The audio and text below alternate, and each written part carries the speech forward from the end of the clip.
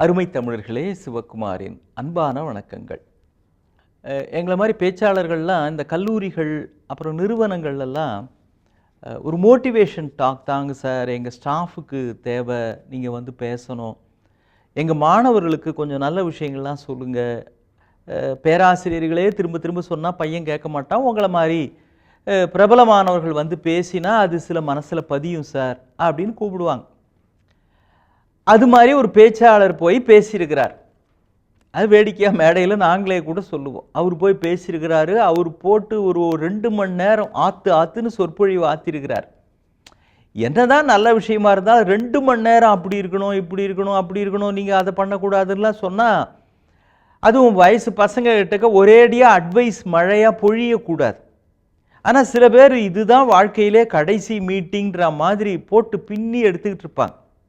அப்படி ஒரு பேச்சாளர் பேசியிருக்கிறாரு. பேசி முடிச்சுட்டு ஒரு மாதம் கழித்து, நாம் இந்த கல்லூரியில் தானே மாணவர்கள்ட்டெலாம் எப்படி இருக்கணும்னு பேசினோம், இப்போ எப்படி இருக்கிறாங்க, முன்னேற்றம் இருக்கான்னு பார்க்கறதுக்காக அந்த கல்லூரி முதல்வர் பிரின்சிபாலை போய் பார்த்தார்.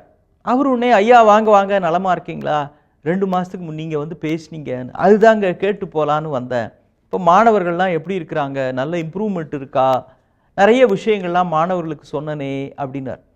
அந்த பிரின்சிபால் சொன்னார், என்ன இப்படி கேட்டீங்க, அச்சா நீங்கள் வந்து பேசிட்டு போனீங்க, அதிலிருந்து எந்த பையனாவது ஏதாவது வாழ்த்தனம் பண்ணுறான் அப்படின்னா அவனை கூப்பிட்டு, தபார் ஒழுங்காக நடக்கணும், இல்லை திரும்ப அவரை கூப்பிட்டு நான் பேச வச்சுருவேன், அவர் மறுபடி பேசுறதுக்கு ஆரம்பிச்சிருவார் பார்த்துக்க அப்படின்னு சொன்னோன்னா பொட்டி பாம்பா பசங்க அடங்கிடுறாங்க சார், உங்கள் பேச்சு அப்படி ஒரு மாற்றத்தை ஏற்படுத்திருச்சு அப்படின்னாராம்.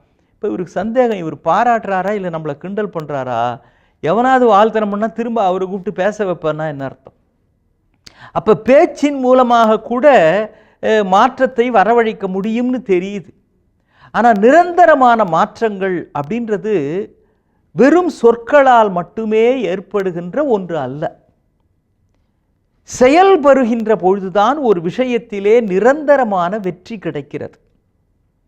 மறுபடியும் அந்த மோட்டிவேஷனல் ஸ்பீக்கருக்கே வருமே, ஒரு கம்பெனியில் ஒரு மோட்டிவேஷனல் ஸ்பீக்கர் என்ன பண்ணுறாரு, பேக்கெட்லேருந்து ஒரு 1000 ரூபாய் நோட்டை எடுத்து எதிர்த்தாப்பில் இருக்கிறவங்ககிட்ட இது யாருக்கு வேணும் அப்படின்னு கேட்குறார்.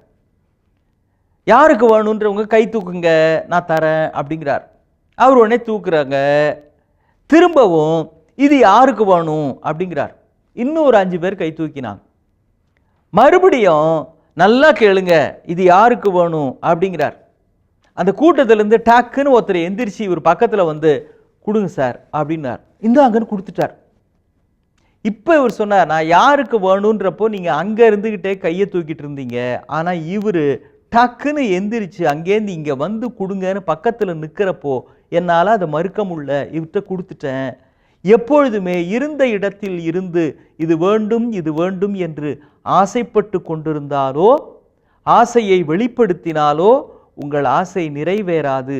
அதற்கு என்று முயற்சி செய்து களத்தில் இறங்கி செயல்படுகிறவர்களுக்குத்தான் வெற்றி பக்கத்தில் இருக்கிறது என்பதை இது காட்டுகிறது. புரிந்து கொள்ளுங்கள்.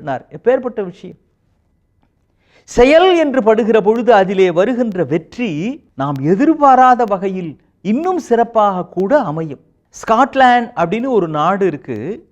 அங்கே பொது இடத்துல ஒரு சிங்கத்தோடு ஒரு இளைஞன் நிற்பது மாதிரியான ஒரு சிலை பொது இடத்துல வச்சிருப்பாங்க. நிறைய இடத்துல இருக்கும். அதுக்கு பின்னால் ஒரு அழகான வரலாறு இருக்குது. அந்த நாட்டை ஆண்ட ஒரு ஆயிரக்கணக்கான ஆண்டு காலத்திற்கு முன்பு அந்த பகுதியை ஆண்ட ஒரு மன்னன், அப்பெல்லாம் பொழுதுபோக்கு அப்படின்னு எதுவுமே கிடையாது இல்லைங்களா, அதனால் விளையாட்டு, வீரதீர விளையாட்டு, வேட்டையாடுவது இப்படி தானே இருந்தது. அந்த மன்னனுக்கு என்ன பொழுதுபோக்கு அப்படின்னா, ஒவ்வொரு மாதமும் அந்த பகுதியில் இருக்கிற எல்லா மக்களையும் ஒரு இடத்துல திரட்டி ஒரு பெரிய ஸ்டேடியம் மாதிரியான இடத்துல அவங்களெல்லாம் உட்கார வச்சு, அந்த ஸ்டேடியத்துக்கு நடுவில் ஒரு சிங்கம், பசித்த சிங்கம், ஒரு நாள் அதை வேணுன்ட்டே பட்னி போட்டு யாராவது சிறையிலே இருக்கிற ஒரு கைதி அவனை அந்த இடத்துல விட்டுருவாங்க. இந்த சிங்கத்திடமிருந்து அவன் தப்பிக்கணும். அந்த சிங்கம் அவனை துரத்தி அது அவனை கடிச்சு கொன்று தின்னுடும். இது ஒரு காட்சியாக எல்லாரும் பார்த்து கைத்தட்டி ரசிப்பாங்க. ஆஹா, அந்த கைதிக்கு மன்னர் வித்தியாசமான தண்டனை கொடுத்திருக்கிறார் அப்படின்னு. சிங்கம் துரத்துறது, அவர் ஓடுறது, தப்பிக்க பார்க்கறது, அப்படியே அரங்கமே அல்லோல கல்லோலப்படும். ஆனால் இது மாதிரி மாதம் நடக்கிற பொழுது ஒரு கைதியை ஒரு மாதம் விட்டு விட்டார்கள். ஒரு சிங்கமும் கூண்டிலிருந்து திறந்து விடப்படுகிறது. வேகமாக பாஞ்சு அந்த சிங்கம் கிட்டக்க வந்தது. இவன் முன்னால் ஒரு வினாடி நின்று அப்படியே அடங்கிடுச்சு. அப்படியே அவன் காலடியில் உக்காந்துருச்சு. யாருக்கும் ஒன்றும் புரியல, இந்த அரசனுக்கு ஒன்றும் புரியல, என்னப்பா நடக்குதுன்னு. இவன் அதுக்கு மேலே சும்மா இல்லாமல் அந்த சிங்கத்தோட தலையை வேற தடவி கொடுக்குறான். அது இன்னும் படுத்துருச்சு. படுத்தே விட்டான்டா அப்படிம்பாங்களே, அது மாதிரி அவன் காலில் படுத்துருச்சு, காலடியில் படுக்குது. என்னப்பா, எப்படிப்பா, என்ன வசியம் பண்ண, இந்த சிங்கம் எப்படி உன் காலடியில் படுக்குது? இத்தனைக்கு அது சாப்பிட்டு 2 நாள் ஆச்சு. சொன்னா, இல்லை அரசே, நான் ஒரு வியாபாரி, எப்படியோ இந்த குற்றத்தில் மாட்டிக்கிட்ட உங்ககிட்டக்க, மற்றபடி நம்ம ஊருக்கு வெளியில் இருக்க காடு இருக்குங்களே, அங்கே தான் தினம் அந்த காட்டை தாண்டி தான் பக்கத்து ஊருக்கு போவேன். எனக்கு கொஞ்சம் பச்சளை வைத்தியம் இல்லாமல் தெரியும். ஒரு நாள் இந்த சிங்கம் அடிபட்டு கடந்தது வழியில், அதுக்கு நான் பச்சளை வைத்தியம் பண்ணேன், மருந்து போட்டு அதோட காயத்தை சரியாக்கினேன். அது மட்டும் இல்லை, தொடர்ந்தா மாதிரி ஒரு வாரம் நான் போய் பார்த்து அதனுடைய காயத்தை சரியாக்கினேன். அந்த சிங்கம் தான் இது. அது என் காலடியில் வந்து பார்த்தப்பவே அந்த காயத்தினுடைய வடுவை நான் பார்த்தேன், புரிஞ்சுக்கிச்சு. அந்த சிங்கமும் நான் தான் அது அப்படின்ற விஷயத்தை அது புரிஞ்சிடுச்சு. அதனால தான் என் காலடியில் அது வந்து படுத்துருச்சு, என்னை ஒன்றும் பண்ணலான்னு. இந்த மன்னன் அப்படியே அசந்து போயிட்டான்.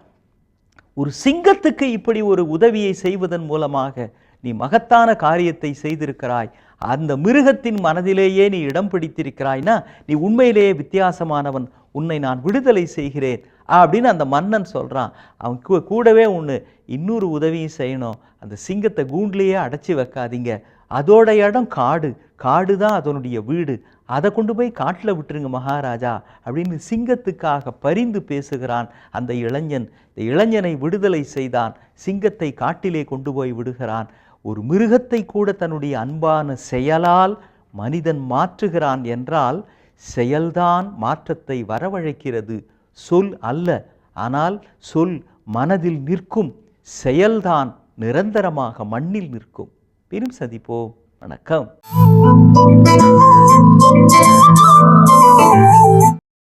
இன்னும் பல வீடியோக்களை காண சன் லைஃப் சேனலை சப்ஸ்கிரைப் பண்ணுங்க.